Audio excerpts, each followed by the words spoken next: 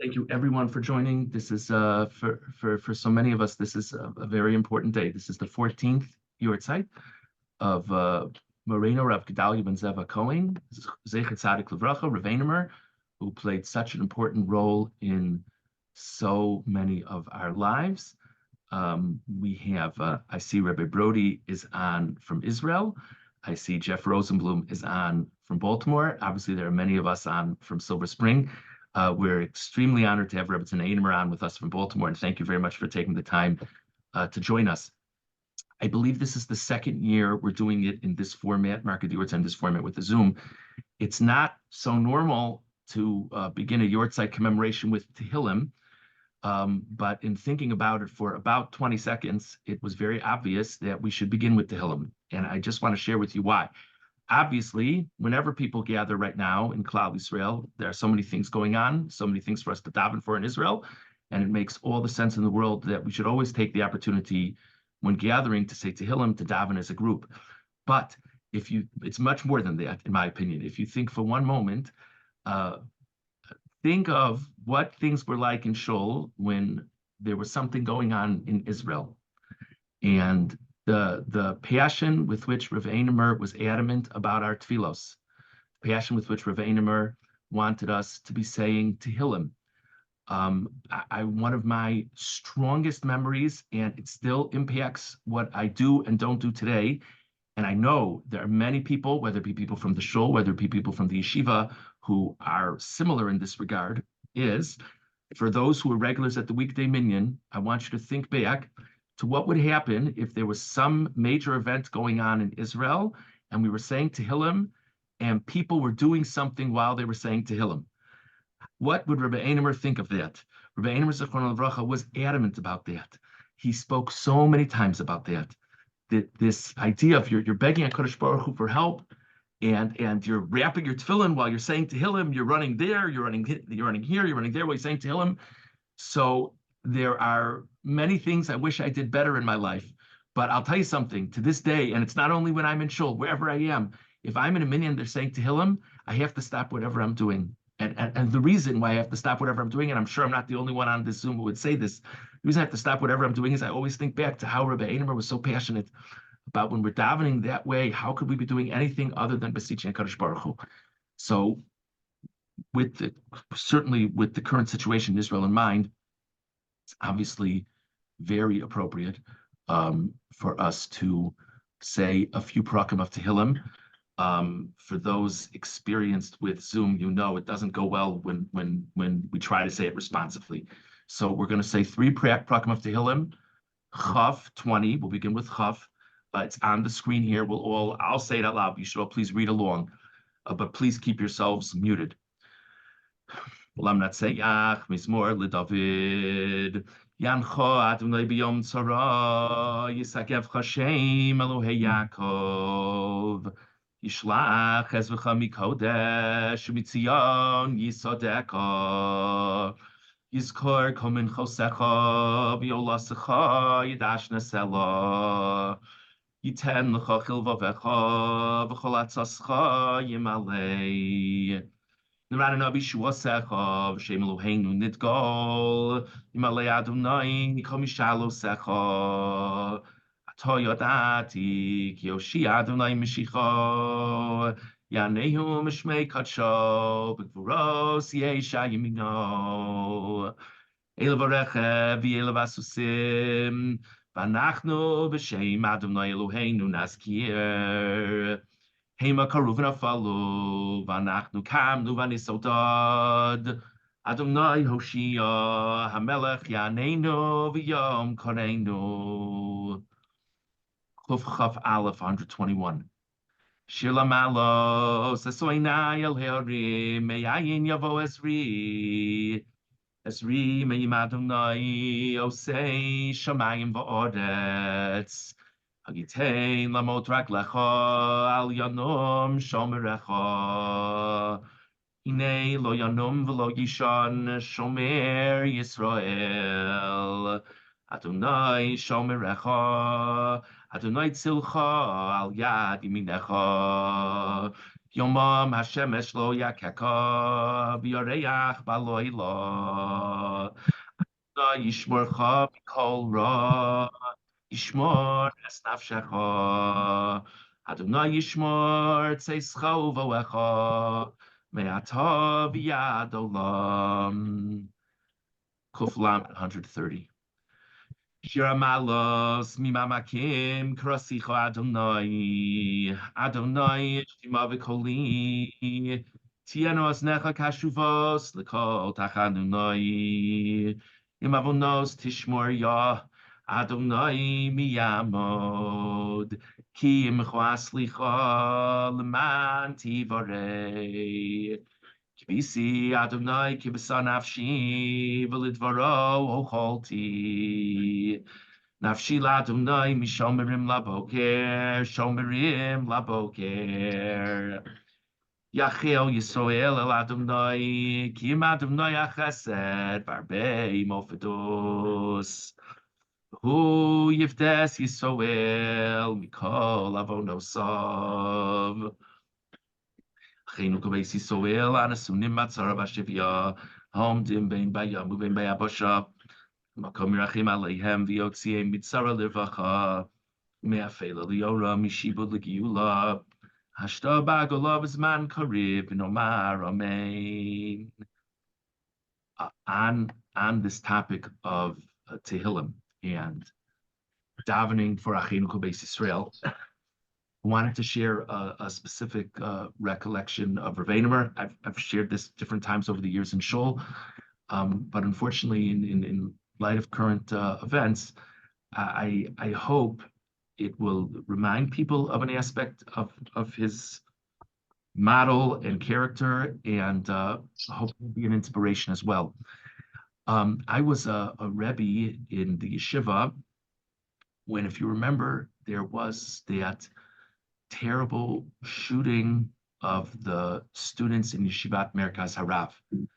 If you remember that, the terrible story that a gunman stormed into the base medrash and shot and killed a number of the students in Merkaz Harav in Israel. If I remember correctly, it was Rosh Chodesh Adar, right before Rosh Chodesh Adar, but it was definitely in the vicinity of Rosh Chodesh Adar. Now, like in many yeshivos and Jewish schools, there was going to be some kind of special celebration in the yeshiva the day after. So let's say we found out about it at night, and the next school day we had a Purim, an Adar celebration with singing and dancing and all kinds of good fun for the time scheduled in yeshiva the next day. And I remember I and other Rebbeim came in the morning, and of course, we were all talking about the terrible news from Israel. And there was a moment of thinking about, should we go ahead with the Purim Masiba, with the Adar Masiba? And to be candid, I don't know that all the other Rebbeim were involved, but I was talking, it was myself, some of the younger Rebbeim. We all said, well, the boys were expecting this. It's a very important thing. It's a very wonderful time of the year. Adar, yeshiva, they're looking forward to it. We've got to do it. We'll bring their attention to the terrible thing that happened in Israel in other ways, but we have to go ahead with the Adar Masiba. And then Rabbi Anemer Zichrono Livracha came into yeshiva. He would normally daven, and frequently he would daven at shul in the mornings, split his time between shul and the yeshiva. And then breakfast time, before the shir started, Rabbi Anemer would come into his office, and he saw a few of us talking in the hall. You could see on him, by the way, how shaken he was, as I'm sure many of you can remember when people had sorrows, and certainly when there was a tragedy on a national scale. You saw it on him, you saw it on his face, you even saw it in his gait when there was something big going on in Klal Yisrael. He saw that we were talking about something, and he asked us what we were talking about, and forgive me, he was disgusted by what we were saying. He said, what are you talking about? You think we should have an Adar Masiba today? How can we have an Adar Masiba today? Members of Klal Yisrael died last night in a terrible event. And now the boys are just supposed to start dancing around? It doesn't make any sense. And when I tell over the story, I'm not quite sure I understand what we were thinking originally, but that, and I think of that story a lot, and I think honestly, it's a little bit of a challenge to all of us right now to keep on connecting to the tzaros of Klal Yisrael. We do have to continue with our lives, of course, and then we did have whatever Purim, festivities in the coming days. But that day, you can't just say, "Oh, that's so unfortunate," and get back to regular life. That's not what it is to be part of Klal Yisrael. And Rav Anemer modeled and taught so many things as a Rav, as a Rosh Yeshiva, as a Rebbe, as a confidant, so many things. But I think, at least for myself, one of the strongest lessons that I've internalized, that I hopefully internalized from him in some regard, was thinking about the pain of another person and always seeing that as being part of what it means to be part of Klal Yisrael.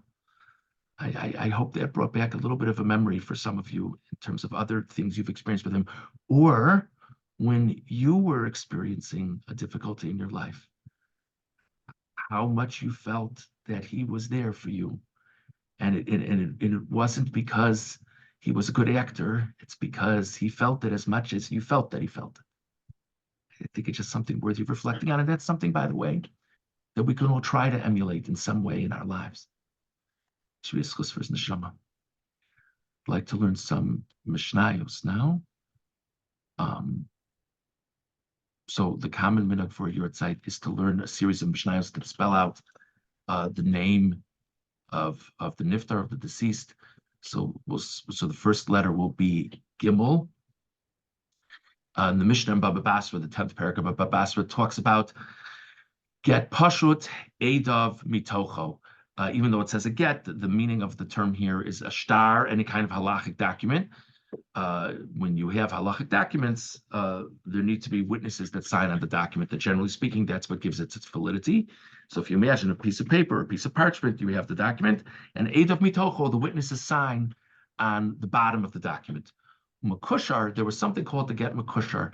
The get makushar was literally a tied get, and it was actually specifically intended for divorces, and specifically intended for divorces with Kohanim, because a Kohen, once a Kohen divorces his wife, he may not remarry her.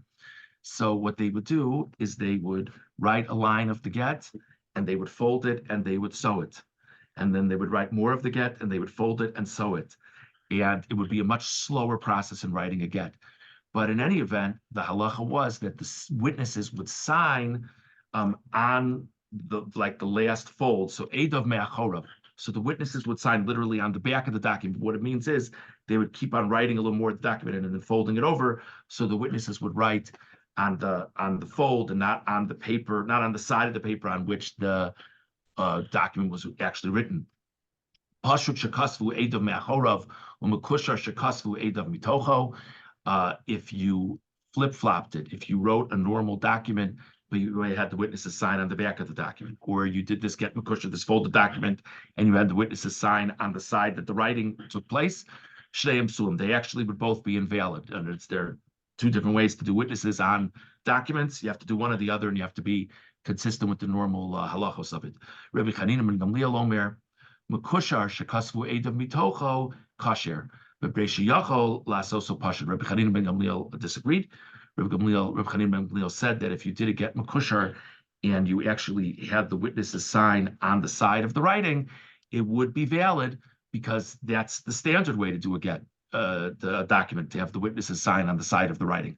What would be problematic is if you had a regular document and then the witnesses just signed on the back. That wouldn't work.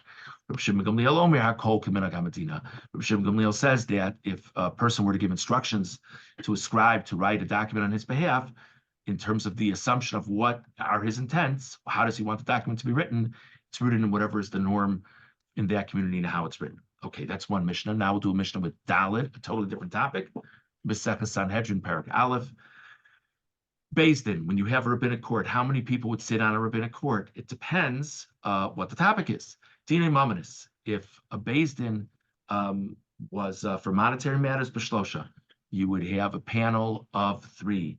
Gzelos v'chavolos, if there was a dispute regarding alleged theft, or damages that one person had exacted upon another, and there was a based in case to find out how much the person owed. Bishlosha, you would have a panel of three. Nezek, v'chatzi nezek, whether it be that a person's animal did damage and the person would have to pay full damages, whether it be because of the halachos of tam and mud, the person would have to pay half damages, or tashlumi kefal, or if there was some type of theft, and there'd be a penalty payment of a total of double the value of the theft. Tashlumi above chamisha. There's a unique case having to do with theft followed by selling or slaughtering. That could be 4 or 5 times the value of the animal stolen. Bishlosha. All these matters would be decided by a panel of 3. Hones v'mafata v'moti shemra. Case where someone were to rape another person, were to seduce another person, in a case where a husband made an allegation that his wife had been unfaithful. Bishlosha to Rameir. Rameir says that all these cases would have a panel of 3. The Chum said, actually, the case where a husband alleged that his wife had been unfaithful would actually require a panel of 23. If a person is on trial for the death penalty, you need to have a panel of 23. And if this case were to unfold in a certain way, it could potentially involve the death penalty for the wife in question. So that's why he holds that from the beginning, you would have a panel of 23. Okay. Moving on to Lamed, Meseches Sukkah, Lulav V'Arava, Shisha V'Shiva. How many days would someone use Lulav V'Esrog, the 4 species, on Sukkot? Well, in Israel, Sukkot was 7 days and 7 days only, and the halacha was if whatever day of Sukkot fell out to be on Shabbos, they wouldn't use Lulav and Esrog that day. And the reason is because they were worried that people would have shilas and they would carry, and where there wasn't an Eruv. But the exception to that is if the first day is a different level of a mitzvah of Lulav and Esrog. If the first day was Shabbos, they would do Lulav and Esrog on that day anyway. So the mitzvah of Lulav in Israel, this is talking times of the Beis HaMikdash, could either be performed on 6 days, and the day that they wouldn't do lulav would be whichever day Shabbos fell out, or it could be performed on 7 days. If Shabbos was the first day of Sukkot, then they would do lulav and esrog even that first day as well. Arava in the Beis HaMikdash, they would have a practice that they would place a long aravos or around the mizbeach. They would do it every day of Sukkot, except for the day that would fall out on Shabbos. But there too, there would be one exception. The day of Hoshana Rabbah, if Hoshana Rabbah fell out on Shabbos, they would still do the Arava around the Mizbeach. So just like the Lulav, normally it would be 6 days, but if it was Shabbos fell out, in this case on the last day of Sukkot, then it would be done 7 days. Hahalel Vasimcha Shmona, we say Hallel 8 days, meaning also Shmini Atzeres, the day after Sukkot, we say Hallel all 8 days. And there's a mitzvah of rejoicing and specifically partaking of the meat of korbanos, sacrifices in the Beis HaMikdash for all 8 days of Sukkot and Shmini Atzeres. Sukkah v'Nisuch HaMayim, again talking in Israel, the mitzvah of Sukkah and the mitzvah of pouring water on the Mizbeach would be done, Shiva would be done for 7 days.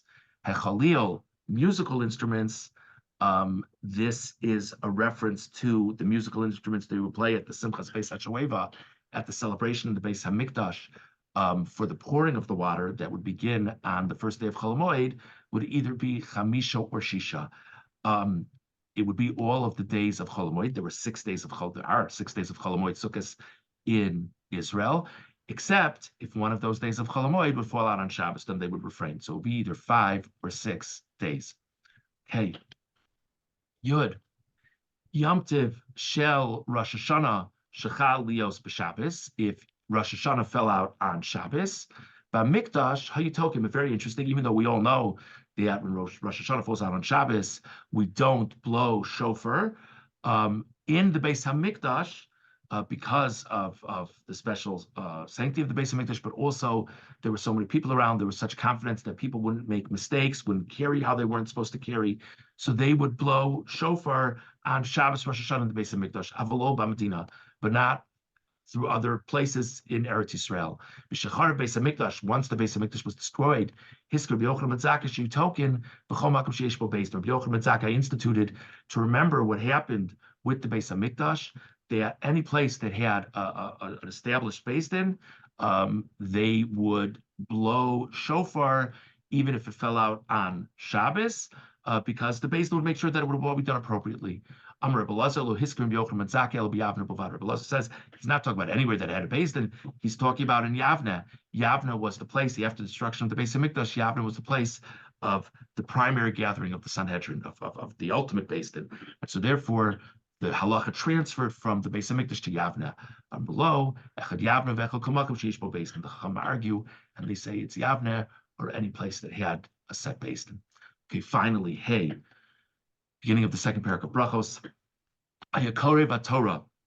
Let's say a person was reading Psukim, and they happened to be reading the Psukim of Shema, but they weren't reading the Psukim of Shema as davening. They were reading Psukim of Shema as Psukim from the Torah. V'gia Zmana Mikra, and as they're reading those Psukim, it's actually the time for the mitzvah of Kriyas Shema. Im Kiven Libo, if the person intended to fulfill the mitzvah of Shema with the reading of those Psukim, Yatza, the person has fulfilled the obligation. The Imlav, but if the person just happens to be reading the Psukim of Shema, but doesn't have in mind the mitzvah of saying the Shema lo Yatza, he hasn't fulfilled his obligation of saying Shema. Ba'prakim, in the section between, let's say, between brachos of the tefillos leading up to Kriyas Shema, or between paragraphs of Shema, Sholom b'nei hakavod. If you see someone, such as a parent, such as a teacher, if you see someone who it would be appropriate for you to greet them, if it's between sections, between paragraphs of Shema, for example, you're allowed to greet them umeshiv, and if they greeted you, it would be disrespectful to not respond. You're allowed to return the greeting. Uve'emtza, but if you're in the middle of a section of Shema, if you're in the middle of a paragraph of Shema, Sholom b'nei hayira umeshiv, then if it's someone who you're supposed to show respect for, you're still not allowed to show them respect by saying hello to them because you're in the middle of a paragraph of Shema. But if it's someone who you might be in danger if you don't extend a greeting to them, let's say a king, so then you are allowed to extend a greeting to them to save yourself, to protect yourself. Umeshiv, and if they extended a greeting to you, you could respond. If you're a mayor, Rabbi Yehuda Omer, Rabbi Yehuda says it's actually in layers. Be'emtza, Sholom b'nei hayira, umeshiv b'nei hakavod. If you're in the middle of a paragraph, you may initiate a greeting to someone who, like a king, who might kill you if you don't greet him. And if someone who you're obligated to show respect to, such as a parent or a teacher, if they greeted you, you may respond. Prakim, if you're in between the sections, Shalom b'nei hakavod, you may greet a person who you're obligated to show honor to, Umeshiv Shalom l'chol adam. And you are allowed to respond in greeting to any person. As I said last time we did this, I didn't have any special thoughts when finding these Mishnayos, but because Rav Anemer was involved in so many different aspects of life and the halachic religious infrastructure of our lives, each of these Mishnayos seemed to tie in some way or another to regular parts of his life. He was the Mesader Gittin. The first Mishnah had to do with Get Makusher.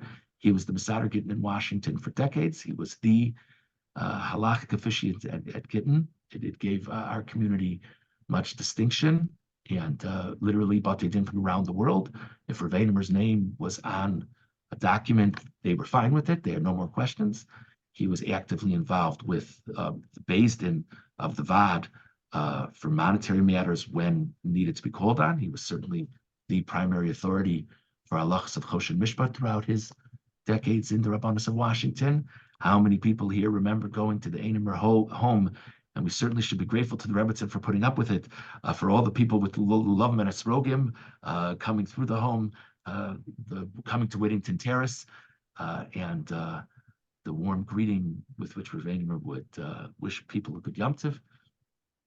The halachos of Tkiyah Shofar.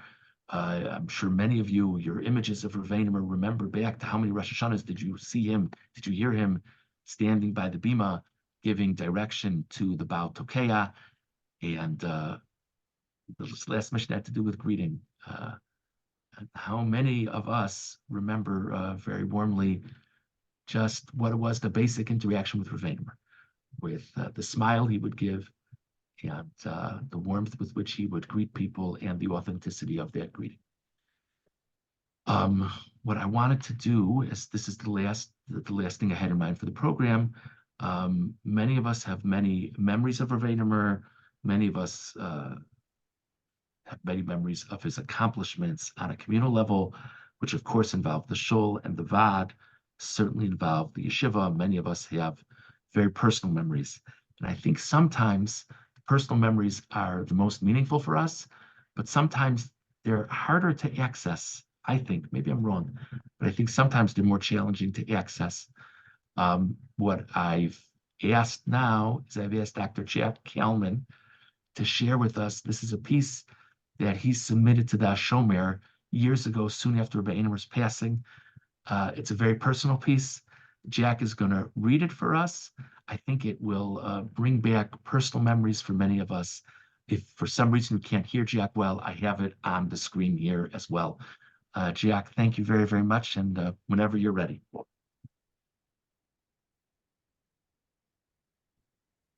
Wait a second. Hold on. I'm sorry. I think I'm doing something wrong. Okay, Jack, you need to unmute yourself.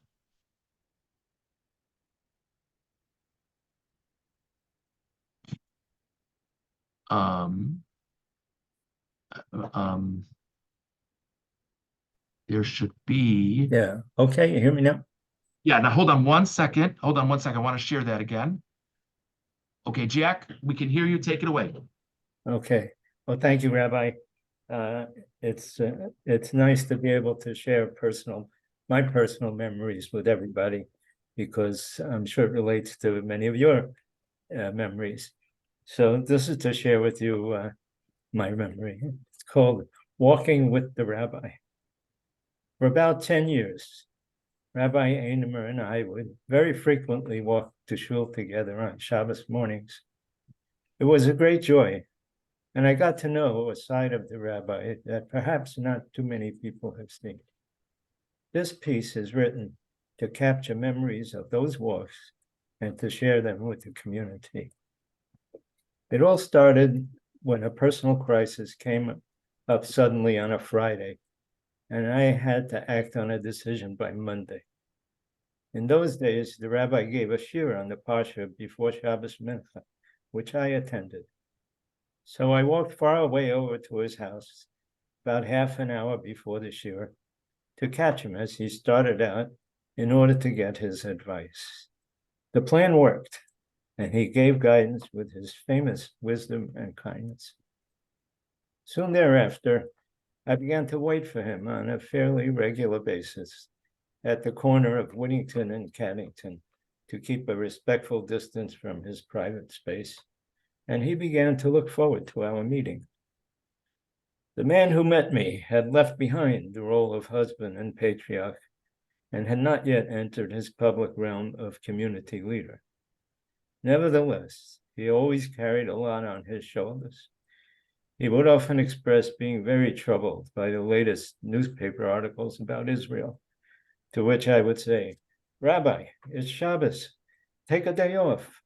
Don't even look at the newspaper from Friday night to Saturday night. It'll wait for you."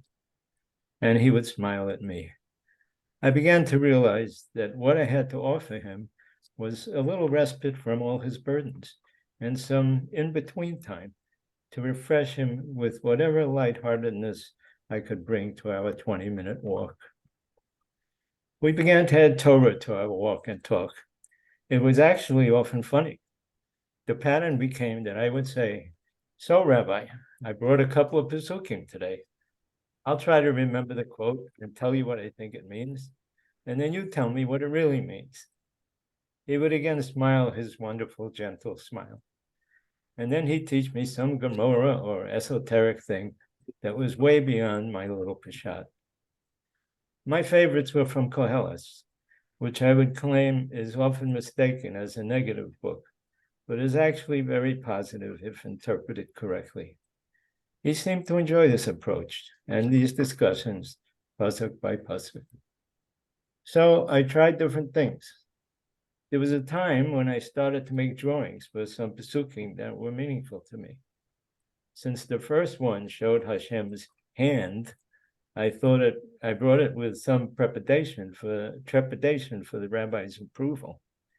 He looked at it, thought for a moment, and to my great relief, he said, "This is good. You can continue with this." I went on to draw about 8 more. At other times, I submitted poems for the shul's publication, Shomrai. Always, I'd send them first to the Rabbi and Mrs. Anemer, and he would tell me that they liked it. One time, I sent him a pretty good poem, and he didn't say anything, which was disappointing. The next time we walked, I couldn't help but ask him about it, and he said simply it was good. It was a wonderful, shocking surprise to me when he based his whole Dafar Torah that week, the importance of prayer, on that poem, and he actually read it to watch a woman pray to the congregation from the Bima. What a thrill that was for me. At Kiddush, the Rav expressed great delight in his scheme to surprise me. In an effort to take his mind off troubles, sometimes I try a funny story or joke. He laughed even at some jokes about man-woman differences. I'd often call his attention to the beauties of nature, even on our kola. In the fall, I'd point out the spectacular sunlit, colorful trees. In late winter, the buds on the trees. And in spring, I'd tell him not to just hear the traffic, but also to hear the birds that sing the song of the Bria, and to enjoy the flowering trees. On great weather days, he'd be pleased to hear me say that there is a little bit of Gan Eden right here, because the weather couldn't be better than this. He seemed to delight in these little nature moments and to forget his burdens a bit. Once he asked me about Longwood Gardens, and then it turned out he never visited our own Brookside Gardens, which is modeled after Longwood. Although I offered many times to drive him and the Rebbitzin to Brookside and back in less than an hour, regrettably, he was always too busy with his responsibilities to indulge himself in this personal pleasure. Mostly, my own problems were left out, but not always. His knowledge, experience, and non-judgmental words were always comforting and helpful. Once in a while, he would even put a compassionate arm around me. He said we were never alone because Gabriel, Uriel, Michael, and Raphael were surrounding us as we walked. I wanted to wear a black hat, but was nervous about if it was appropriate. When I asked him about whether this simple Baal Teshuva without a yeshiva education could wear a black hat, he unhesitatingly said yes, that a Baal Teshuva is highly regarded in the Talmud, and it had nothing to do with hats. So then I got one, figuring if he would walk with me in my black hat, no one could say anything. He would sometimes tell me about his extensive family, and I'd give him a mazel tov on the latest marriages and births, which seemed to happen all the time. Occasionally, Mrs. Anemer would join us, and occasionally, one of his descendants, disciples, or visitors. I felt honored to get a little glimpse of his many other worlds, and also to feel closer to him. Once I asked him, "What are you, my Rav, my Rabbi, or my Rebbe?" He said, "I am your friend." I felt like hugging him. Once he referred to me publicly as his walking partner. It was very special to me that he and Mrs. Anemer invited me to a couple of Shabbos meals and once to their sukkah. He would never talk about his physical health. So I told him not to think I didn't care, but I wouldn't ask him anymore. When his broken leg finally healed and the walks resumed, I thereafter took special care to warn him about cracks, bumps, and muddy spots in the sidewalks. We walked rain or shine, summer and winter. If it was icy, he would sometimes hold on to me. The community came to recognize this walking pair, and people would say a passing good Shabbos, but usually not join us. He would sometimes tell me about people's troubles and how bad he felt for their struggles. As we got closer to Lamberton, I would say, "Okay, Rabbi, nice walking with you, but now it's time to give you back to the community." He'd smile and perhaps put his arm on my shoulder again. I'd drop back, he'd move ahead, and they hear him say "Good Shabbos" to the first person he met. Thank you very much, Jack. It was really, really very beautiful and special. And I think it brought back a lot for many people. Thank you. And thank you everyone for joining us today. May the neshama of Morenu Rav Gedaliah ben Zeva Cohen Zatzal have much nachas ruach and schus and merits from whatever we do in the shul, whatever happens in the yeshiva, in the broader Washington community. And it's always very important to thank Tzibaro L'chaim, the Rebbitzin, for her role in all of his accomplishments and all of his relationships with so many of us. And she should have much nachas, hopefully from us in the community and from all of her mishpacha. And Yeh Zichro Baruch. Thank you very much, everyone. Be well. Thank you. Thank you, Rabbi. Thank you, Rabbi.